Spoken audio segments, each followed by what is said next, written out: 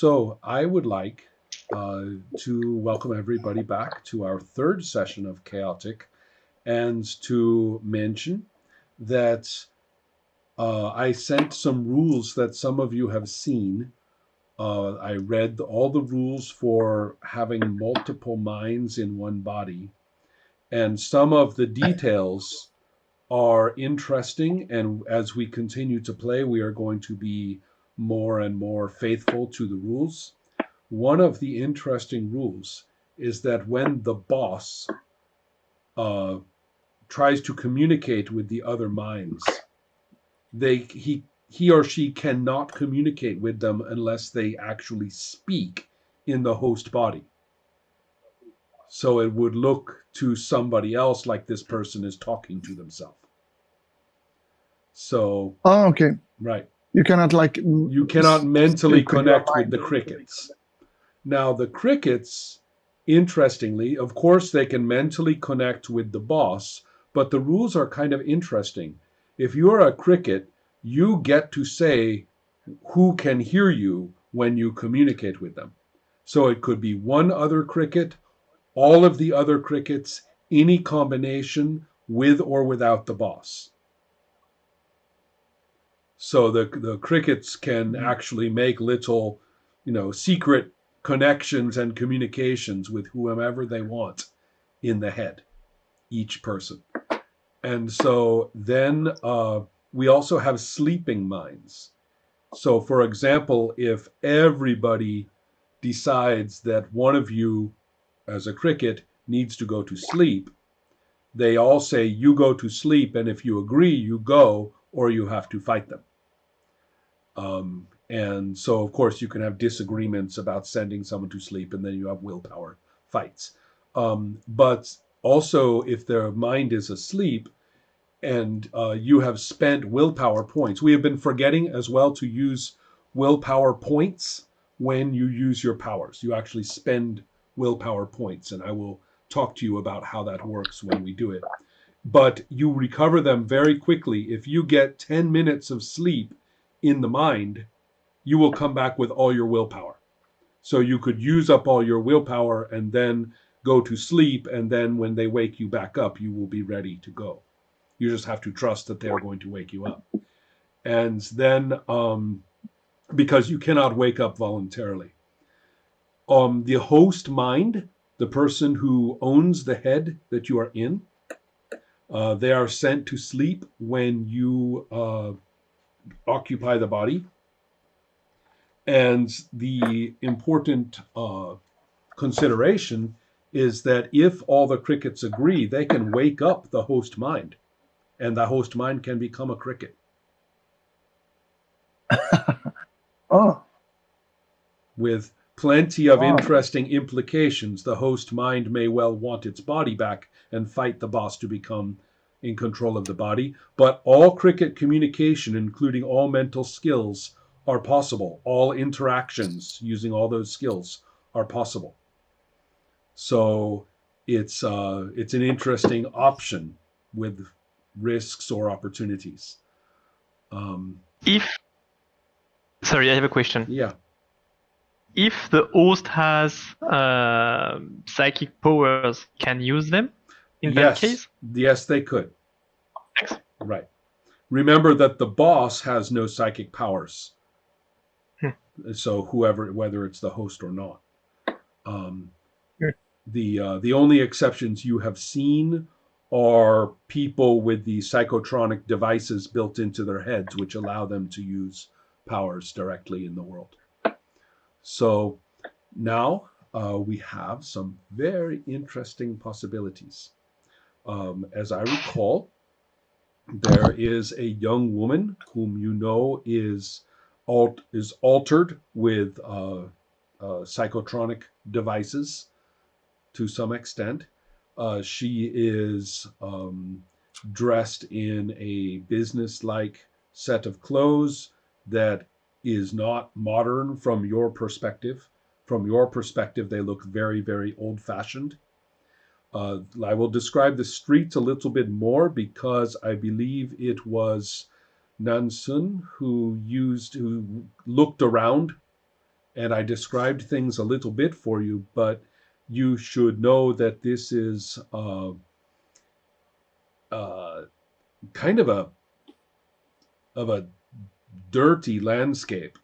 It's not as filthy as where you were before, but there is a lot of pollution in the air. To the people from 2030, half of the vehicles worldwide are electric. Anything else is a hybrid. So there are no fossil fuel burning machineries in the entire world that just use, the oil. They all Everything is partly electric or fully electric in 2030. So even though there are not very many cars where you are right now, there are one or two. They look, of course, like they are from some very old movie, and they are belching out the most disgusting, visible exhaust fumes you could possibly have imagined. Maybe when all of you were in school, you learned about the bad old days when cars spewed awful, awful amounts of gases out of their backs. And maybe as kids, you would say, that's ridiculous. Who could live like that?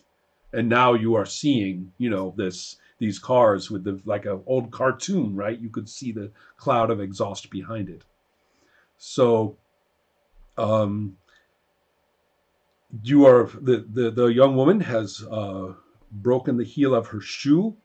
A policeman who is wearing an outfit that looks again like a policeman in an old movie. Remember, with the buttons, the big buttons in one line going down one side of the chest, right?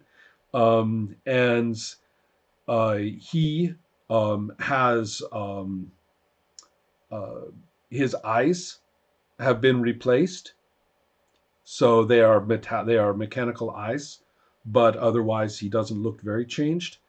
And he is actually speaking very kindly. He's saying, "Let me help you, ma'am," and he is extending his arm politely to the woman's elbow, so not on her shoulder or anything rude, to help her keep her balance and help her to a bench to sit down. There is a bench there on the corner where a person could just sit for some reason, and so um, he helps her to the bench, and looks around, and he's even so nice as to go and get the heel and bring it to her and says, you can.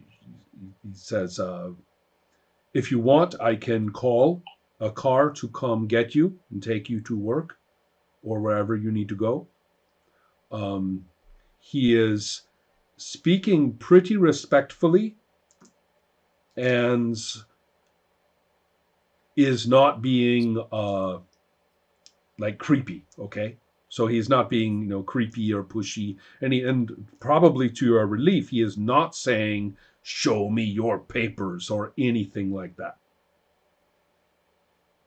So that is the current situation. I only have one other thing to mention after thinking about the last episode. When you make successful listen rolls, no matter how well you listen, I'm not going to make up information that isn't there. Every time you have listened so far, you have been in a place where people would be talking about things that you are interested in, and it makes sense. Here, these incredible listen rolls will gather a great deal of information, but a lot of it is very disconnected and hard to process. So, however, one of those roles was absolutely tremendous, and so I have been thinking of all the things that you could possibly overhear in the area. So at the moment, tell me what your character is doing, and I will continue to supply listening data again and again and again as we go. That's my plan. Okay. Oh, geez, I'm sorry. One last rule. We did it a little bit last time. Remember, that helping is very, very effective in this game's rules. So, for example, if the boss or one of the crickets tries to do something, the other crickets can all help if they have a skill that makes sense to help. And so if all of you help one of you do something, we are talking about +5 numbers, perhaps, or +3 or 4 if someone misses something. But that's a lot of shifts. I mean, you could roll poor and end up with a superior that way. So keep in mind. It Oh, was so they adds up. Well, though, each other. if you can beat a passable with, or get passable or better with your helping roll, then that becomes 1 shift for the person who is doing the basic roll. So you can help them quite well if you all work together. Keeping that in mind for example, the etiquette and other necessary make your way through the crowd, not drawing attention to yourself kind of roles, different characters can be using different skills to help you. So something that your characters are beginning to figure out is how your minds can interact while you are here. So that's something to consider. In this case, I'm going to ask Helma what Claire does as the current boss of the body.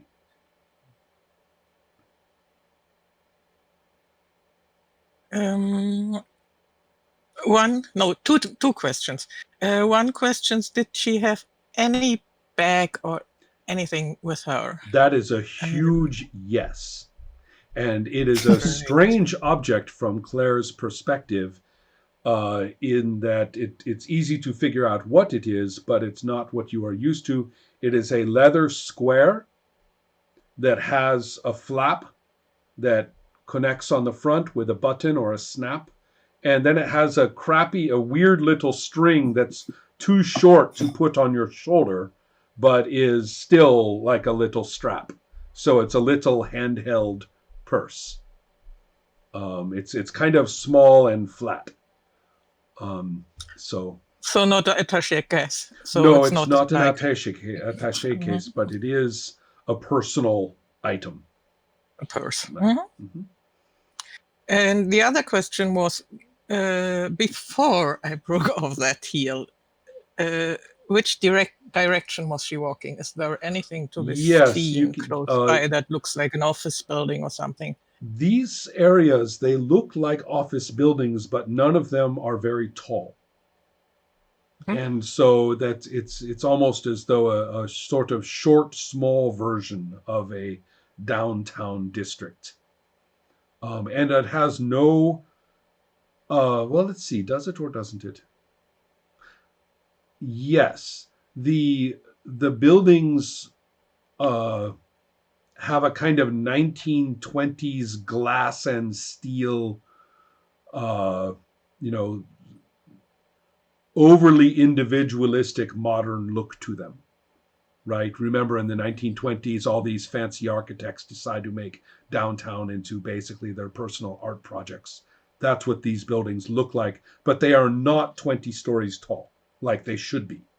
They kind of look as though somebody started a 20-story tall building and sort of only got 2 stories.